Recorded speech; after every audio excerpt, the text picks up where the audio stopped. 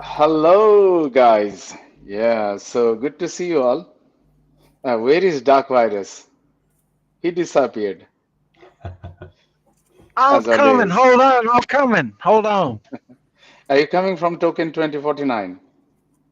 I don't get on airplanes. Good Too for you. scary. Scary. Until they have like those little parachute things. Like you seen those like the fuselage, you know, and it has parachutes. Yeah, until they have those, I'm not flying. Nope. Nope. Nope. I think we will arrange. Maybe there is a deep in there, right? There's so many. There's gonna be. All right, but what's going on today, bro? What's going on? Tell me. So many things. But before we proceed, there was someone who said, we are going to the same event, meeting the same people again and again, and we're not signing anything. There is no business happening, right? But what I liked most about this event and any IRL things, right?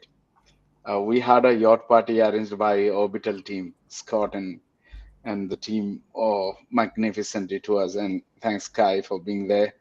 Um, there is something about meeting people in real life, um, apart from the human instinct of meeting a lot of friends, is that you know finer details about them. Like I didn't know that Kai is that tall, for example, right? And when he comes to him, he looks up to me, hi, yo. And I was looking up like, man, I never knew you're that tall. In camera, everybody looks in the same level. But uh, these are the things which, and I, I must say that in this trip, I met some of these guys. I've been on podcast with them for quite some time, but I think they are more nicer people in real life than what they look on screen or on social media. Amen. And that just gives me hope. Like I barely met anyone I didn't like in person, but I liked them in social media, right? So that is something which really fascinated me, that wow, like our community is full of good people. And Kai, I met him, is such an amazing guy, and I can say directly in front, which I generally avoid. But I met so many ecosystem guys that are so wonderfully building everything. I met Robin, which I wanted to meet him for a long time, from Wingbits. Such an amazing guy. Weather XM guys were so nice. Like it's just like, we barely talked business, right? Um, Someone asked me, we had a private event, and someone asked me, why are you not talking about FarmScent? And so my short and sweet response was, we are here to sell the vision and not the product, right? And we were selling the vision on behalf of the community, right? So before I move forward, I just want you guys to give a bit of an intro about yourself, and then you can talk about your experience of these real events, and specifically Token 2049, and then we will get some real update from Token 2049 what happened. So who goes first?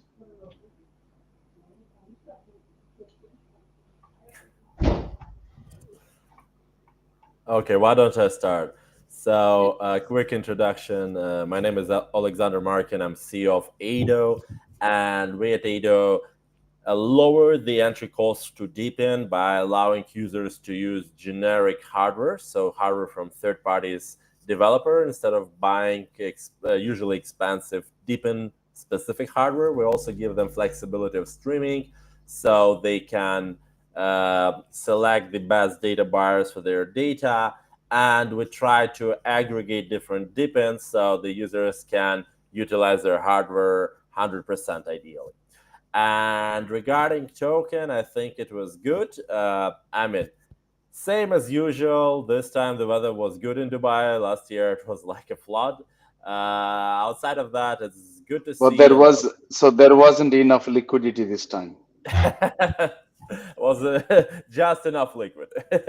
So yeah, I mean that's good to see a lot of side events. Again, me coming from DeepIn, we are happy to see that the industry becoming more and more mainstream. With each event, we always find a lot of DePIN side events. What I like a lot is we see AI interest in DePIN when it comes to data, and I think that is a collaboration that, like a marriage meant to be on heaven, you know. So having that interest, seeing that interest is very good, and also seeing good business cases, like, you know, not just hey we get the data, but hey we need the data because we have a client, we have a data buyer, we need to sell the analytics. So I mean, kind of being business driven is what the industry desperately needs, and seeing it makes me very excited, very excited. Beautiful. Kai, you want to go next? Sure. Hi everyone, I'm Kai. I'm the founder of Combiner.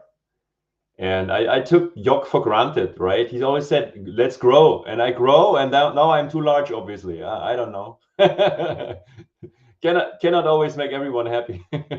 No, but yeah, I'm the founder of Combiner. We are a distributed power network that allows anyone to monetize their existing electrical devices at home while stabilizing the electricity grid. I'm myself, I'm here located in Austria, in Vienna, and I'm an energy geek. I have a passion for, allowing citizens to participate in energy markets. I'm doing this for the last 10 years.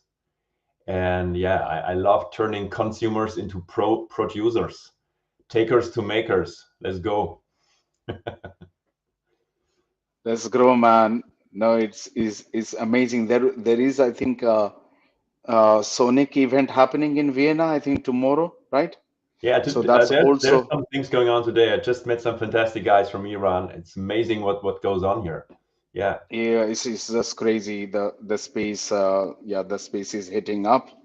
Um, when a lot of people ask when Lambo in these events, and we get Professor Lambo, please. Hi there, Professor Lambo here, coming at you from Belgrade, Serbia. I'm what we are is Entropy. We're a meme coin, a mineable meme coin, except the difference between all the other mineable meme coins and us is that you mine us in a DePIN-like way. So what you mine with us is entropy, which is by definition nothingness. So you mine nothing, and you just earn to earn. Love it. I loved the nothingness part of it, right? Because when people question what can come out of nothingness, well, the entire universe has come out of nothingness. So um, amazing that is. So yeah, I would love to know a lot about you guys. So I will ask a lot of questions, but not before we get some exciting introduction from the deep in man, Dak Virus. Wow. I just come on here to make like funny faces and like try to look cool, bro. I'm just here to like pump up momentum. The entropy guy mining nothing. Is that where you dig the hole in the ground? Is that the one, right, bro? That's I the knew one, yeah. it. Yeah, I didn't. I was actually day one, but I just there's so much stuff I can't keep up with it, bro. But what you're doing was totally amazing. I mean, it's just like mining nothing from nothing, and then like all these people making those really cool like you see them all the time, like the digging holes, and they had the little node in it and stuff. I mean, Well, we're my coming out with a man. device now. If you want to get in on that, What? yeah, Glasses come off. it's called the Whoa. Ashlar. This is what it looks like. Yeah, I mean, this is the artwork for the Ashlar, but the Ashlar Oh, is behind you. yeah, it's a proprietary Well, miner that's move your gonna. head. Move your head a little that way. That no, a little. Oh, woo wee. All right. Now you're getting moved back now. All right. Bro, so how do we get one of those? It's gonna go live if all goes well May 21st. And basically you just have to buy it from one of our suppliers or from us, and it's going to be plug and play.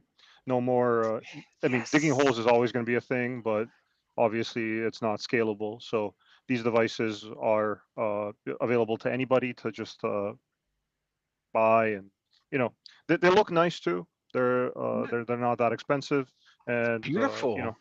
we're currently, we still want to maintain the prized, let's say, we still want to be the DePIN with the highest ROI. So that's these aren't expensive devices by any means, and we still want to make sure that you're earning at least like $5 a day. Whoa, $5 a day, man! I That's spent it. like That's it. that. You mean that's it? That's He's a already on lot. his way. He's Take my already on Well, I his money. mean, way. we say miners eat first. That's what we're all about. So Well, I know, and I love the pink thing too. I mean, it was just like it was such a bold statement. Like you come out like so early with it, and I was just like, I kind of faded it at first, because everybody come out, what was it like a year and a half ago? Everything was just like boom, NFTs, DPins, buy this, buy that. It's like, where do I throw my money? I don't know. It's just like, but then I seen that and the hole in the ground and stuff, and I was just like, what is going on here? But then I seen DPIN, I was just like, oh, okay. But I've been in your Discord trolling ever since, so yeah, you know. yeah, no, it takes time to establish yourself as a meme coin, right? Like most of them are just low float, high FDV coins, and if you we didn't never wanted to compete in that. Obviously, because we're a mineable meme coin, it takes time to mine just in general. So you can also think about it as a long-term distribution mechanism. What that mining is. So it allows us to be a slow burn and work on getting that attention, because meme coins are all about attention. And I feel like we're starting to get real traction now and differentiate ourselves within the space. I All right, so a meme coin to me is like something you find on Pump Fun. I would not say Entropy would be a meme coin, Well, in my If perspective Doge is a meme anyway. coin, then so is Entropy. Well, But okay, yes, yeah, Doge if you're you not want to going to get find on all Pump Fun. political. No, true. No, but still, but yes, after the show, definitely have to like show where we can get one of these because I want to like give my life savings away, which is like $5. So, Yeah, yeah. all Yeah, right, no what problem. up? I mean, Yeah, and you're welcome to. I think you're in the Discord, so you're always yes. welcome to get the the DIY miner set up. So just All right, open a ticket and get that going. all right. Thanks, brother. Yog. Awesome. Here we got some alpha, and hopefully we are included too. For first time, I will be playing around meme coin, Yeah, yeah. which which is which isn't our forte. It's going to be fun though. The It's we're trying to rebrand more as a culture coin. Let's call it a culture coin then, culture because coin, yeah, it's all about that's the okay. mining Thank you, culture. thank you, thank you. I like Then that, yeah, bro. Culture coins or a community yeah, coin, a community community coin. coin. Yeah, that's cool. That's cool. Now I will go to Kai. Kai, the device you were showing in our private conference, which we can't talk much about it, and and and wherever we showed in the party and everywhere, and whenever I spoke about you about Combiner, everybody was so excited about. Now, give us some of the features why you think that the world should already buy this, because I know that there is in Europe it is comparatively easier, already it's moving towards, but rest of the world is not catching up. Why do you think they should get in, and what it takes to get in basically? Yeah, absolutely. Super happy to do that. Well, maybe let's shortly look at the problem that we are solving, and then in how we solve the problem, I can tell you what's in it for the different regions in the world actually by using Combiner, right? For using Combiner. So big problem that we are trying to solve is that the energy transition, right? The rollout of renewables is currently come to kind of nearly a halt, I would say, right? So there are 6 billion solar panels around the world currently already being sold to the people, to organizations, to end customers that are not being allowed to connect to the electricity grid, right? So grid providers say, no, the electricity grids are full, they are congested, you cannot connect them now. So there are projects ready-made, are not allowed to connect and produce green electricity, right? It's crazy.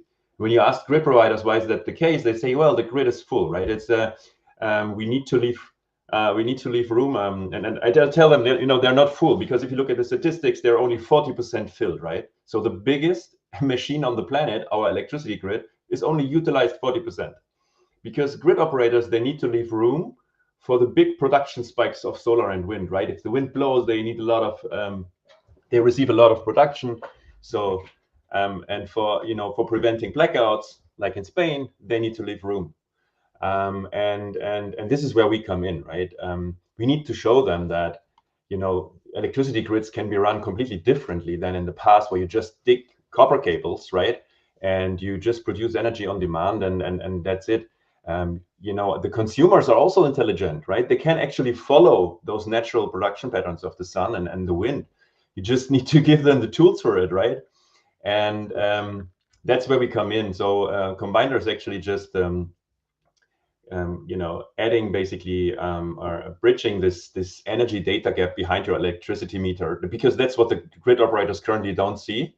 You know, they are like blind for everything that happens behind your electricity meter. And we go there and we say we integrate into your existing electrical devices, and we allow you to share in a privacy-preserving way, a secure way, your data. So you know, grid operators, they receive a signal, right, and they can start you know, packing those lines and more and more and more, so to allow to connect more and more solar power plants, you know, without having to wait for 10 years until all those copper cables are digged into the ground. So yeah, and how you can do this? Well, you can join us already now. So actually, like what Alex was saying, of that you don't always have to buy an additional device, right? That's exactly what we do. I think that's where we want to go differently. We are convinced that all people out there, they already own relevant devices. They just sit idle, right? They don't create additional economic revenue. So what we did is now, you know, we are nearly 1 year old now, and we just released a open beta in February. So you can join us from anywhere. Just going to beta.combiner.io in your browser. We have a nice web app, and we integrated into the market leader of smart home devices, Shelly from Bulgaria, and they have like sold 7 million of these Wi-Fi plugs, right? Some of you guys may be using them for steering your Christmas lighting, switching it on and off with a mobile phone, right? But they can do so much more. They can actually measure the power that goes in and out. So they're ideally used for a first step, you know, getting the market signal out to see like how are you using a washing machine, how much electricity is your freezer using, maybe your mobile air conditioning unit and stuff like this. So you can just buy this. You can connect it. They're less than $15. You can nearly buy it everywhere, and then you just put it to Combiner, and then you're good to roll. You receive real-time data, and then you start growing the network. You get some bind point rewards and many more things to come. And yeah, so in Europe, this already helps, right? So you can already be integrated into very cool things like energy communities. Energy communities is a new like market role. It has been legalized since several years now. So you're not allowed to share your energy with your neighbors, which is amazing, right? But no one really wants to call the neighbor to ask, you know, do we have too much energy? Can I wash my clothes? So it needs to be automized, right? So if you hook up your washing machine with such a plug, you can already start automizing that.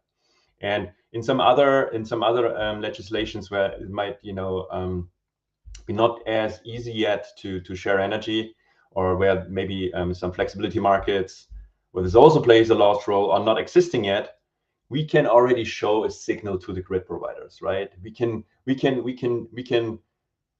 tell them, look, this is how it would be looking. So this is what we can do if you would leave us, right? Because they very often they just don't know the use cases, and we need to get into deeper conversation with them, and information and visualization of information is the first big step for that. Beautiful. You said that your device is staying behind the grid's control, right? Yes. Would you expand that? Like, how does that function actually? Yeah. So, you know, our electricity grids, they go from high voltage to low voltage. You have these big lines that are transporting electricity over thousands of kilometers, high voltage levels, direct current, go down to medium voltage levels into the cities, right? And then you go into low voltage levels and to distribute the electricity to your house. And the grid provider knows everything. So he basically owns the line until your house, and the end of the line is an electricity meter, right? That is being used to give you the invoice. You'll get the data for your invoice at the end of the month, sometimes once a year. Hopefully in the future, more smart meters and getting more better data. But that's where the grid basically stops, right? Anything else is the installation that you have within your house, right? And the devices, now the thing is, the devices that sit in your house, they have an enormous capacity. If you combine all the houses, if you combine all the electrical devices, for example, in Europe, I know the number, right? We have now a combined electrical capacity just from the electric heatings, air conditions, car chargers, and something I'm forgetting, car chargers. No, those are the three. We have 150 gigawatts of grid flexibility capacity. And we have a full demand in Europe of 500 gigawatts of peak capacity. So these devices, they could actively stabilize the grid, right? Without anybody being required to buy a 100 megawatt Tesla battery for hundreds of millions, right? So yeah, so that's how it works. And we can fairly say that the EVs are getting started in anywhere. So this is going to go That's the start. 1000x from here on, and that's going to be even crazier. But everything, also the robots, right? The robots take over, right? Everyone might be looking into what's going on. Some of us maybe already have a vacuum robot. One thing they all have in common is they have a battery. You don't even need to purchase a 40K Tesla, right? If you have a vacuum robot, this battery needs to charge once a day, like for 2 hours, 3 hours, whatever. And if you can be a little bit more smart as to when you charge, you could little bit help stabilizing the grid, you know. And it doesn't sound for much, right? But if you think about in one city that has maybe 2 million inhabitants, if you have like 15,000 or 20,000 vacuum robots, that's not too much, right? It's not too ambitious. They could actually already do a lot of good things. And also with this data coming, and today we know that with Google Maps and other innovative maps now, which like Mapmetrics, Natix, and all are developing, you see that the route optimization is happening. Similarly, if the collective data is available, then the decision can be taken how we can balance that uses, right? Across the household. If that's not an urgent task for you to be done at 6 o'clock, and if it is good that you can do it at 6:50, for example, then why not, right? Exactly. So I think that's the whole thing about data, that sometimes we as like common citizen, we probably think that, oh yeah, it's why people are talking about data all the time. But these data are going to be everything, because we are probably going to outsource most of our work to the machines. And we missed out that we are going to have personal assistant robots in future. And they all require charging, So, more task for Kai and team, and more task for the DePIN, contributors. So, yeah, I can see that it's going to go and when Lambo into the moon very soon. So you guys want to add something to it, your own? Yeah, I have a question. So did I understand you correctly? Are you then trying to incentivize people to sort of distribute their own demand in a more efficient way? Is that the end goal here, or is it just like data sharing? No, absolutely, that's it. So it's actually device access. One return of the device access is you can monitor the data, which is in the first important step to understand, how much capacity is there, for example, right? So we inform with that mostly electricity traders that try to search for arbitrage on different markets.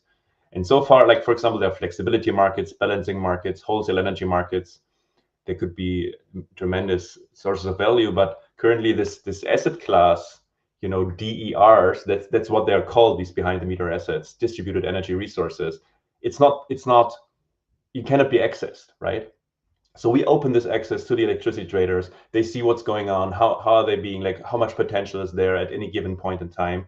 And then if they find an arbitrage event, they can actually go to Combiner, activate it, and within the comfort parameters that the user obviously put in Combiner beforehand to really make sure that the electric vehicle is charged at 80% at 8 o'clock in the morning, that it's always 21 degrees Celsius in his home and stuff like this, then they can control some of these assets within limits and make a lot of money with it, to be honest. So, for example, there was one event several months ago in Germany where there was a lot of, like, there was a storm in the Northern Sea and they have a lot of offshore wind. So they they nearly burned the whole fuse of the grid. They were seeing that coming, that there was a lot of energy coming into the grid, and there was basically based on the signal. There was a smart company like Octopus Energy, and they said to their users via SMS actually, now charge your cars, right? And I think within this was an event. This was only like half an hour, and they reached, I think, 30,000 users. And within these few minutes, they made even like €5 or €6, right, per car. And now, if you can really imagine if this is like professionalized and kind of, brought into a efficient process, this is an amazing value source. That the market itself has an expected market size of $120 billion by 2030, just in Europe and the US, the flexibility market. To our friends in Bali, there was a blackout, and this is the solution: data. And of course, we are in talking with the government. These are definitely going to be passed on, and this is the value of DePIN. It brings a lot of solutions that was not visualized before, and yeah, we're right there. Like, we can build from anywhere and bring solution to anywhere, literally. So for people who really want to give a test, I have put this beta combiner, and there is a QR code. So scan away and join. It's going to be a lot easier. Now we move to Ida. Yes, you guys were supposed to do a TG sometime soon, right? We were considering it, but taking into account the current market condition, we were like, okay, why don't we just focus on building, getting more revenues, getting stuff done, and I'm sure like the market is down. It's a lot of uncertainties, like especially in VC environment right now. So we decided to just focus on building, getting revenues, building amount of nodes. And when we see that the market is more optimistic, we may do it. Yeah, so talking about that, so what is your revenue model? How do you think basically, it depends. Usually it's either referral payment or a profit share with the user, depending on how much do we reduce the costs for the hardware. And again, this is not the main source of revenue. We see a lot of advantage of working with DePINs because it's good symbiotic relationship. The ultimate goal is becoming on-demand data stream market, but that's not something you achieve in one day. So down the road, that's where we're heading, an on-demand data stream market. And we are very, very specific about not doing monetization ourselves. So we have this niche, which is connectivity, and that's what we stick to. So we don't monetize the data itself. Awesome. And have you got any clients you are already testing with? Yes, we are. Yeah, give us if it is public, if you like to speak about it. I think one of them is public. It's 375 AI. So we're currently doing a set with them for 40 cameras. We actually may need to increase even that because we had some demand from the users. And yeah, I mean, fingers crossed, everything goes well. Again, we're in testnet, so stuff happens. But so far, it looks promising. Very good. And yeah, Kai and I, we had a very extensive chat at 370i. Yeah, so they look very promising, and I'm sure that this partnership will come out well. Super happy. Really good pick. Yeah, and Awesome. very solid project. I believe so too. Yeah, they're very solid project. They've been building for quite some time. So yeah, it's really good. And I think Um, it's with the whole industry, like people ask, like, "Hey, what's going on?" But a lot of time, this is just building, building, building, and then off of a sudden, hey, we're alive and we're very cool. So I believe it's like DePIN is strange, or not strange. I would rather say it's different comparing to the most of the other blockchain projects because we kind of have to show results before we get interested to the public, because because we have hardware or we have some models of data. So usually the projects are like, hey, we have great idea. This is how we're gonna conquer the world. And with DePIN is like, hey, we have an idea and we actually can do it, and here's what we have done so far. And then it's kind of people like, okay, let's move on with you, let's try you, and stuff like that.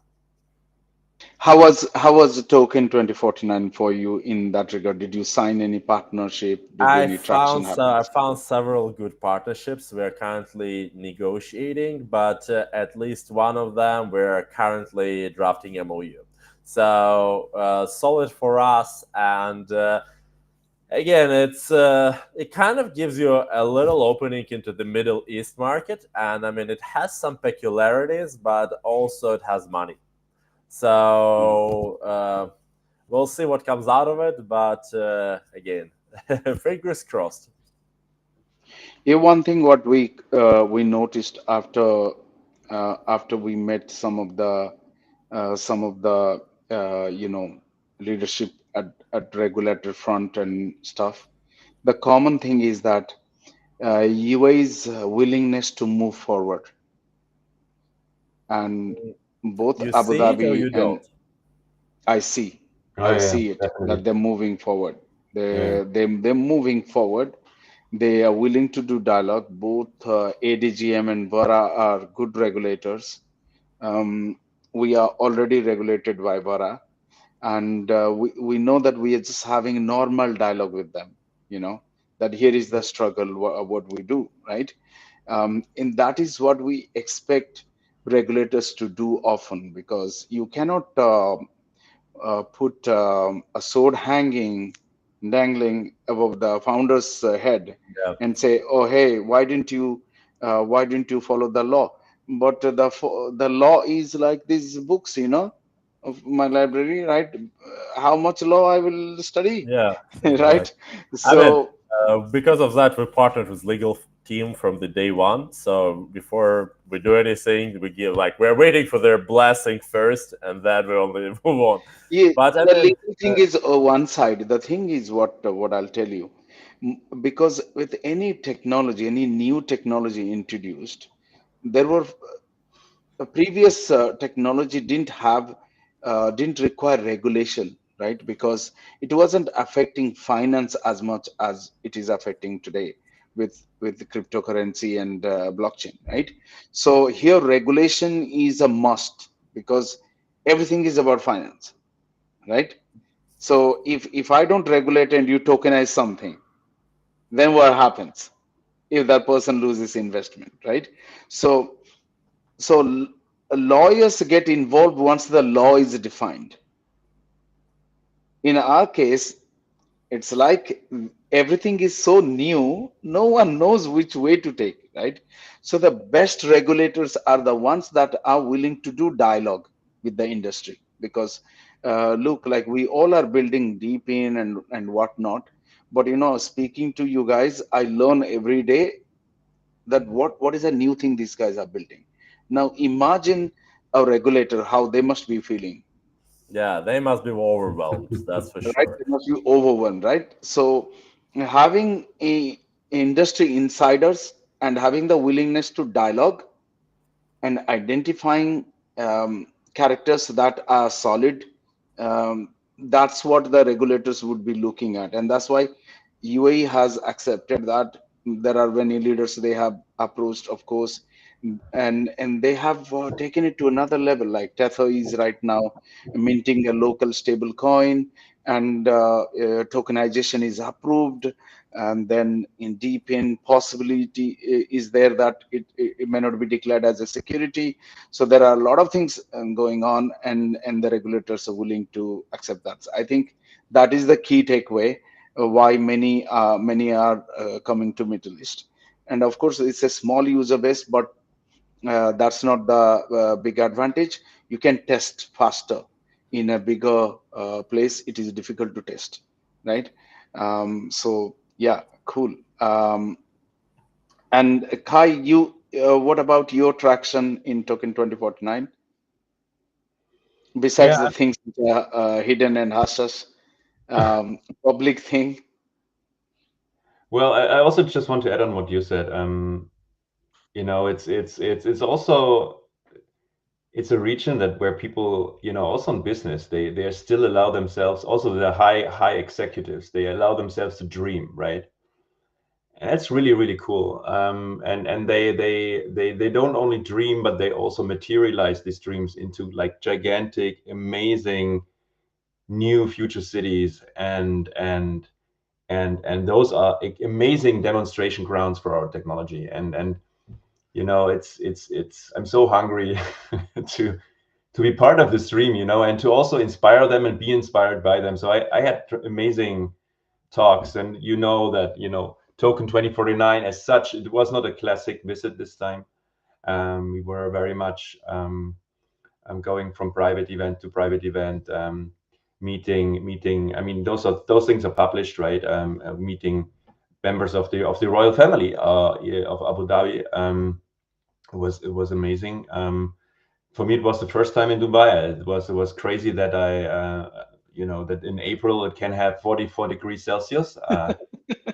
I thought that was just something to swallow in the first hour, but we coped. And yeah, so the only event I actually went for half an hour was DePIN Day in Dubai, and that was amazing actually. The room was packed in this warehouse with so many builders. And I was meeting, I think within 30 minutes, a half a dozen, like six people that I've always wanted to meet. I knew for years already from video calls, and we just like were hugging, and then we just all went again to get to the next meeting. It was amazing actually. Robin was saying that. Yeah. Robin was saying that. Yeah. Hi. That was great. And a big spirit, like great spirit in the room. A lot of builders, a lot of deployers also. I love to see the deployers there as well. It was amazing conversations we had in around these meetings, and also the investors, of course, very important. Very often at the early stage, it doesn't work without the investors. So that's really cool. Yeah, but what I want to say is that some of the things that happened there as well that got stuck to me is that some of our friends, they didn't make it, right? Because they were stuck in Spain and Portugal at the airports because of the blackout. And it was really a tragedy. That was so frustrating. And we had some talks after that again, and again here, right? We just talked about it. Especially as an energy deepen, you can really see that those things could be prevented, or at least the impact of those events where a whole power grid goes down for several hours, nearly a day, could be softened like by much, right? And I think this is really that gave me a lot of additional motivation to really stay educating around those things, what you can actually do, new ways of balancing the electricity grid. So that were my main impressions actually. And yeah, so I'm definitely excited to come back. That, I mean, tragedy aside, also it is a reminder how essential it is to decentralize many decision-making processes that might include data, that might, because sometimes what if the centralized agencies fail? We just have to bear the brunt. We cannot participate. That's where like projects like Combiner comes and gives that opportunity that wait, if you fail, don't worry, we are there, right? Absolutely. I mean, if So electricity fails, people die, right? Like immediately. yeah, Yeah, it's crazy. and then yeah, so Sunshine Girl, Sunshine She Jin knows. Girl. She knows best. Yeah, absolutely. Yeah. She's in the region. Yeah, I wish we could immediately talk to her, but Yeah. yeah, but we can see what is happening, like um yeah, no explanation for what happened during the blackout. Absolutely. Imagine, imagine not knowing. Imagine not knowing. That means you cannot prevent it, right? Yeah. No, it was So crazy to see like a long lines in front of ATMs. People were not understanding, no, I don't get any cash now. Or no, the train is not coming today. Or no, I cannot even fuel my car with gas. People were first joking, I don't have an electric vehicle. I don't give a shit. But hey, what do you think? How does the pump work in the gas station with electricity? you know, it was crazy, crazy pictures that we got from Portugal and in Spain. Yeah. yeah, it's definitely a lot crazier because when we got to hear it, we were like, is it real or it's just like, somebody just saying it for sake of it? Yeah, And when at that time, I was just flying, right? When I exactly. met you guys and you were talking about it as soon as we met, literally, right? And I was just wondering, oh, this is some disaster, like, and around that time only the Bali blackout happened as well. Oh, really? I didn't know. Yeah, yeah. So it is crazy. Yeah. So, So if you guys um, interested, I can really recommend a book. It's an essay. It's easy to read. It's really, really good research, actually from an Austrian author. It's called Blackout, and it's from Mark Ellsberg. Mark Ellsberg. I don't know if he can share this. And it's really very well researched, and you can really see like minute by minute, hour by hour, day by day, what happens after a blackout, and if really the power stays out. It is like zombie apocalypse is like, this is kindergarten against what will happen then. It's crazy. Yeah. crazy, right? So, yeah, yeah. I'm going to share that. Cheers. Mark Ellsworth Blackout. That I'm going to definitely read. Well, these are the things Good which read. actually um, also lets us know that how much behind are we in terms of planning, in terms of data, Because in terms of yeah. analyzing it, and how much is that AI is going to play a role moving forward, because we barely scratched the surface, right? That's why we're very excited. Um, Professor Lambo, Guys, one sec though. Let's okay, can I just have a question here? Like, let's chill on this a little bit, right? Like, we've got like a bunch of war zones all around the world right now, and they're not like, it's not that apocalyptic that they don't have power. They're still able to get like, I mean, at the very least, you're getting cell phone signals there, right? So, which we can see the pictures from these war zones. So it's like, these things are a lot more robust than we're giving them credit for. This is a prepared issue environment. is Yeah. Yeah. It's yeah, yeah. issue is actually, with blackouts, especially in cities that are not too equipped. I'm talking about Southeast Asia and Africa. Um, you will be you will be seeing a lot of people losing life. The hospitals don't have real power backup. Many things. Our facilities are not that great, actually, to be honest. It's not that great. Yeah. It's just that we have been lucky, if I put it in very least mild way. We've been lucky, actually. But otherwise, it's crazy situation. I think COVID exposed some of the aspects of um, our preparedness, and yeah, but it continues to happen. I think Yeah. And it's yeah. one thing to keep supplying with food and fuel, like some tens of thousands of people, maybe in a war front. But it's another thing to keep supplying millions of people in metropolis. It's basically like, imagine how our cities are built currently, right? Actually, not many cities can sustain themselves. Like actually, nearly no city. Absolutely. Vienna, by the way, they can sustain themselves, like 2 million inhabitants with their own crops. It's crazy. But who can do that, right? Everything is built on supply and logistic chains, and all of this completely fails. Absolutely. So I have seen like in some of the Indian cities during COVID, luckily the government could manage it, but a very simple thing that they were lacking oxygen supply. They were mhm, just lacking oxygen supply, yeah, right? Just imagine that before COVID, they never thought that it's going to be that of a big deal because they had the supply. But no, because what if more patients come in?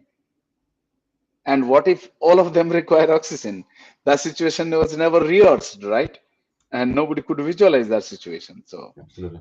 yeah, we're getting into more negative stuff. So let's focus how our how we can. Yeah. So Professor Lambo, making things positive. You can make everybody smile now. So.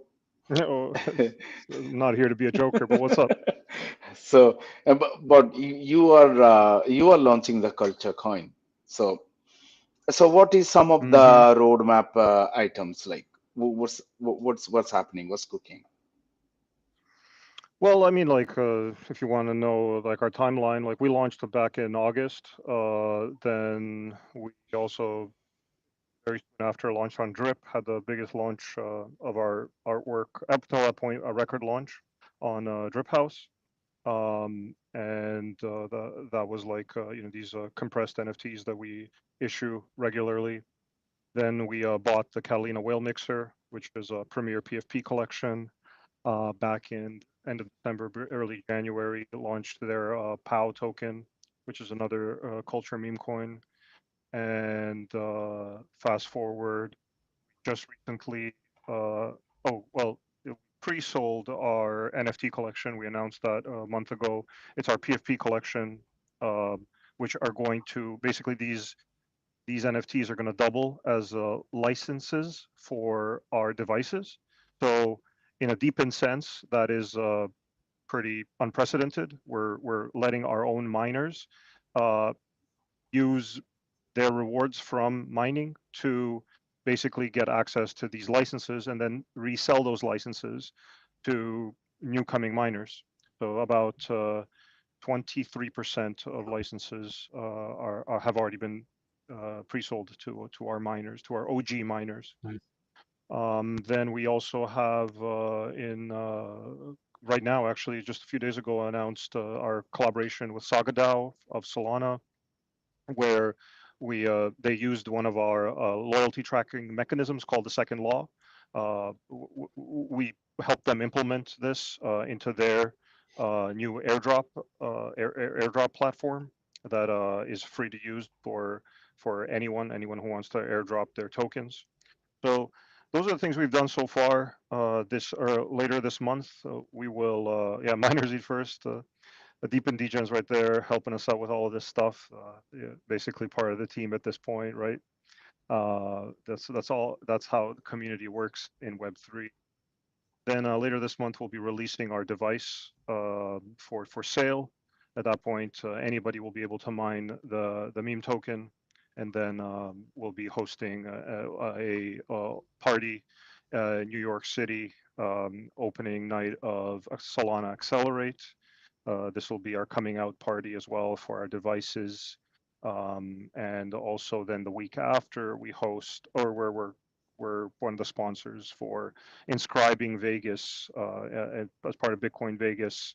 Our Nakamoto Whales collection is the extension of it is coming out, and we're sponsoring inscribing Vegas. I don't know. I don't know how much you guys know about Bitcoin, but like there's this whole like NFTs on Bitcoin, so called. They're called inscriptions because you actually inscribe permanently onto the Bitcoin blockchain some data, and so that's what these NFTs will be. And then we also got some stuff lined up for NFT NYC, part of our launch, our mint of those PFPs that I already mentioned. and that'll be sort of like the beginning of the second stage of entropy. So thus far we've been DIY, do it yourself. We're moving into sort of real scalable network stage of our project. You mentioned something about the loyalty aspect of it. Like, so what have you developed for that? And how any other project other than Solana ecosystem can they use it as well? Well, Sagadao is the one that had the idea to they had the vision, right, and we had the tech. So they approached us to help build the tech out. And I mean, they obviously did a lot of the front end tech that's theirs, but the back end stuff is this component of it is very similar to what we already do as part of our meme coin, right? Which is we track how much you mine, and then if you, because entropy must be conserved, if you end up selling your entropy, then you got to burn some to get back into the good graces of our oracle. So we already do this kind of stuff, but the thing is, like, obviously when you do an airdrop, right, there's nothing that the worst thing about an airdrop is when you do it and then the community that gets it ends up, you know, dumping the token, putting it into something that's perhaps more liquid, right? That's a huge danger. You don't want that. What you want is for somebody to take care of that token. And that's what this new platform does. You airdrop to a community, and then that community is policed in a sense by this platform. And we had already been doing this since like September, August. We had an XNet airdrop for our community, and then like for being force fed, miners eat first, miners get force fed, and we basically policed our own community. Meaning, if you sold your XNet airdrop, then you wouldn't be able to get the entropy. And SagaDAO is sort of doing the same thing. If you sell your X airdrop, whatever that token is, then you will be lower on the loyalty tracker, and maybe your airdrop won't be so big next time. Beautiful. I think most of these projects that are dumping after so-called airdrop need to be more innovative and need to take some cues from you guys. So amazing job in that. Thank you. Cool. So looks like we have 2 more minutes. So any final thoughts, guys? Your experience and IRL events, pretty much anything you You want. want my take on Dubai? Yeah, please. Yeah. Very hot. Apart I mean, from it's hot. you want a hot take on Dubai? I mean, I'm not like a big D rider when it comes to Dubai. I respect the everything about it. I get it. It's very innovative. It's so cool that they have their own space program. By the way, I'm an aerospace engineer by training. Worked in the space industry for some time, and it's really cool all the stuff that they're able to do. Now, the thing is, though, there are sometimes you do get into some issues there. In particular, what I don't like about it is the fact that I got like $1,000 ticket just for speeding a little bit.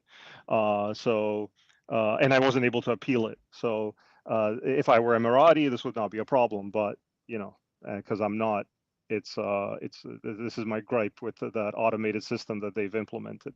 So we have to remember that technology doesn't solve everything. There are people there. We mentioned Yeah. regulation and everything here, right? We mentioned having meetings and stuff like that.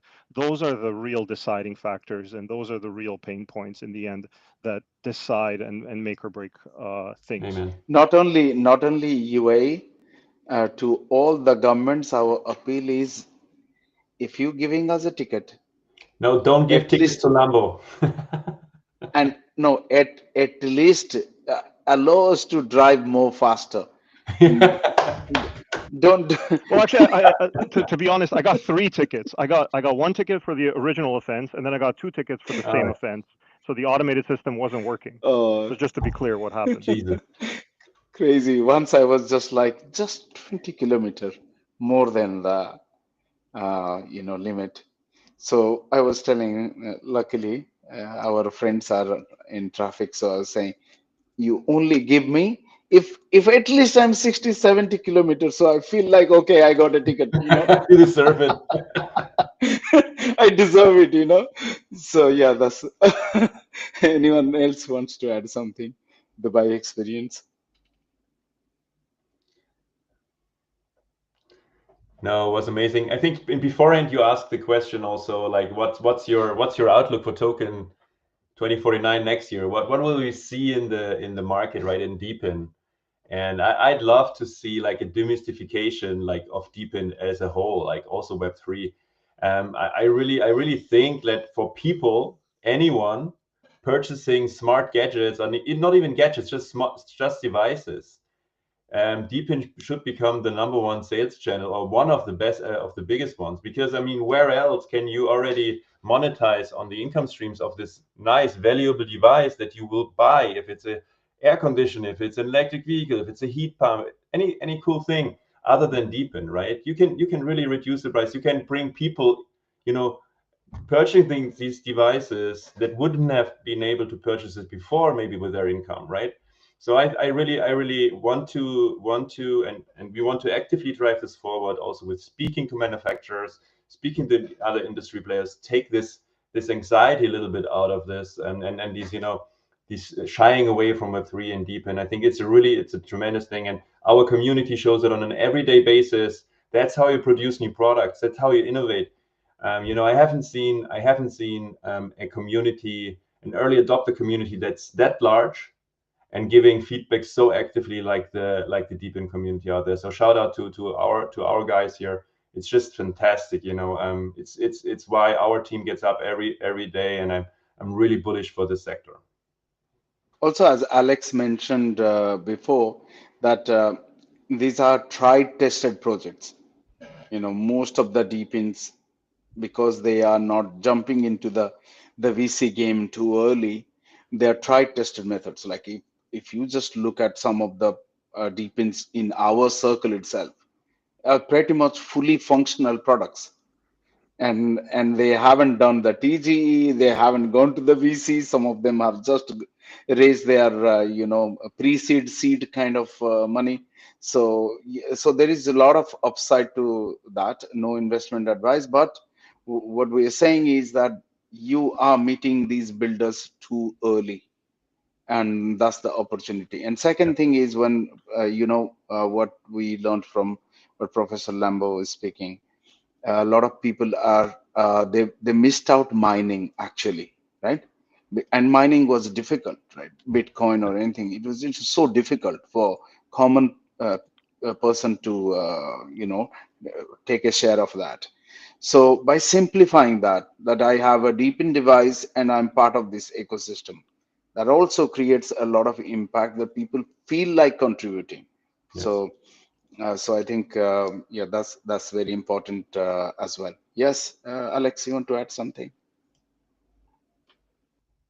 No. Okay, Well, good. I mean, maybe I can add that when it comes to the token, what I love about DePIN is that for us, tokenomics is or like the blockchain itself, security, yes, but also like the microtransaction. We can do it efficiently. We can reward people worldwide, easily, cheaply, and that's big because it's more efficient, and it's much easier to justify like why do we do tokens, like why do we do blockchain, because it's cheaper, it's more efficient, it's more secure, and I like to see the deepens are going from business to tokenomics rather than hey, we have a token, now we're gonna make a business. So I love the industry. Yeah, that's a very valid point, and we will keep replaying that. That's actually a reminder for most of the new deepins, and as well as for us when we are about to TG at some point of time. It's already established. Like FarmCent, we are building for 3 years now, and we already established. We are actually selling commodities. So yeah, and then some point of time there will be sensors and other tokenization opportunities. So we will be doing a lot of new stuff. So Dark Virus, you got to conclude this with your remarks. Yeah, I'll just have to put in my 2 cents. You know, these founders over here. I mean, you guys early to everything, but you guys are the first. So yes, unfortunately, you're the foundation that everything's going to be built off of. They look at your mistakes and they, you know, they tweak it, they make it better. But this is why we all need to work together. The new DePINs, the old one, we all have to come together. Everything needs to come together. This is how we change the world. It's just like, yeah, I'd love a token, man. I'd really love to pay like my water bill. Well, actually, no, I got a pump in the ground, but it's just like these people need a little extra something in their lives. You know, I'm going to pay for something that steals my data. Why not get rewarded for it? Like cell phone, energy, charging. It doesn't matter. This is all coming into play. Drones, like, whoa, this stuff is like, we're so early, guys. Don't get frustrated. Don't worry about the token. Don't worry about the token. Worry about community. Solve the problems. Look at the issues and figure out how you can make the world somewhat a little better place. Jeez. Hallelujah. Sorry. Yeah. I'm I good think now. that's the best message. That's the best message. Thank you, guys. Thank you, Dark Virus, for your concluding thoughts, and thank you, Kai, Professor Lambo, Alex. You guys are amazing, and all the best with what you guys are doing. And we will hopefully we'll bring you back again, see some progress. But in the meantime, please share in your social. We will ask our guys to keep sharing your stuff, and we will be inspired. We will pick from you some of the things. We will tweak our models all the time, and that's how we learn and we collaborate. So thank you so much. I think it's going to be few great months of deep in coming. Thanks so much, Yeah, Johan. So thank you so see you much. soon. Take care. Miners Smooth eat first. moderation, man. Thanks Bye so bye. much. Have a good one. Bye bye.